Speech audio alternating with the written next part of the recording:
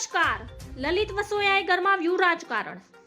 ધોરાજીમાં સરકારી હોસ્પિટલમાં તબીબોની ઘટ લઈ ભાજપ અને કોંગ્રેસના નેતા આમને સામને આવ્યા છે.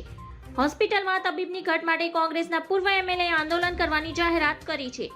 બીજી બાજુ ભાજપના વર્તમાન ધારાસભ્ય મહેન્દ્ર પાડેલિયા ભરતી પ્રક્રિયા ચાલુ છે અને કોંગ્રેસના નેતા ખોટું આંદોલન કરી રહ્યા હોવાનું કહી રહ્યા છે.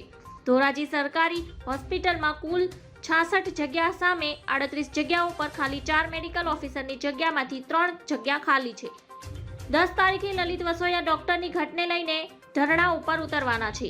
ધોરાજી સરકારી હોસ્પિટલમાં ડોક્ટરની ભરતી પ્રક્રિયા ચાલુ હોવાનું મહેન્દ્ર પાડલિયાએ જણાવ્યું. તેમણે આ સમગ્ર મામલે આરોગ્ય મંત્રી ઋષિકેશ પટેલને રૂબરૂ રજૂઆત કરવામાં આવી હોવાનું પણ કહ્યું. તેમણે કહ્યું કે જેસીએમ સેતુ અંતર્ગતની ડોક્ટરો છે, જ્યારે કાયમી ડોક્ટર મળશે ત્યારે તેની પણ નિયમિત નિમણૂક કરવામાં આવે છે.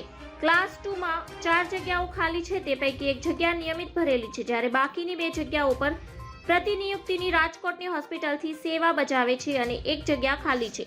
ધન્યવાદ. જય હિન્દ.